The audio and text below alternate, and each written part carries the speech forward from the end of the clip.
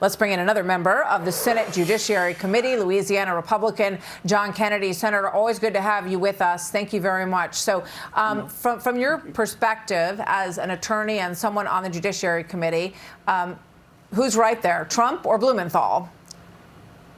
Well, I think Senator Blumenthal is wrong.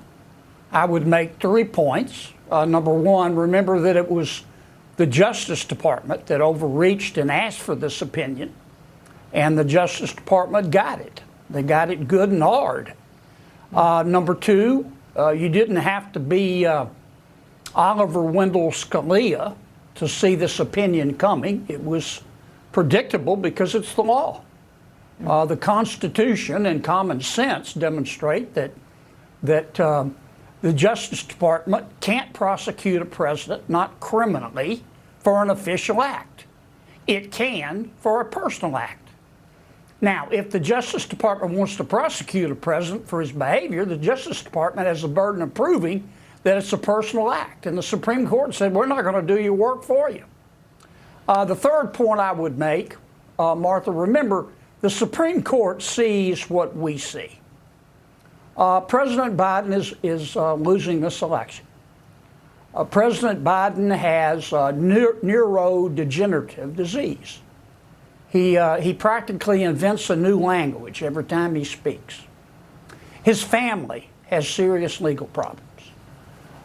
His staff, which is running the country, is more concerned about gas stoves and whether a man can breastfeed than it is about inflation or crime or the border or national security. And that's why the president's losing. This case was political from the get-go. It was designed to help President Biden. And I think the United States Supreme Court today said, look, we don't get involved in politics. We don't want to get mixed up in this. That's why it was such, in my opinion, an anodyne, predictable decision. Yeah. We just, I mean, we've never heard a confirmation from his doctors about the disease that you suggest. People see their observations, obviously, and they saw what happened the other night, and they can, assess his abilities, and they will come election time, as you point out. I'm curious about this. This is from Hakeem Jeffries. He said, House Democrats will engage in an aggressive oversight and legislative activity with respect to the Supreme Court to ensure that the extreme far-right justices in the majority are brought into compliance with the Constitution. And it seems that since they didn't get what they wanted in this, they didn't get the case before the election, right, where they're determining whether or not this was an unofficial or an official act with regard to the president's actions around January 6th. So now it appears that the political goal among Democrats is going to be to make it all about the courts. You've got to elect Democrats because we've got to get our justices into the court system, judges approved, which is something that Republicans did for a long time, and it worked. Do you see that now as a huge focus for Democrats in the next election?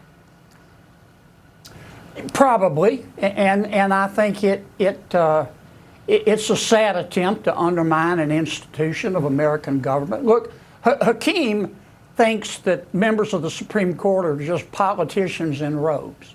He thinks that members of the Supreme Court should be able to rewrite the Constitution every other Thursday to advance some social or political or economic agenda that the American people won't accept. I don't see it that way.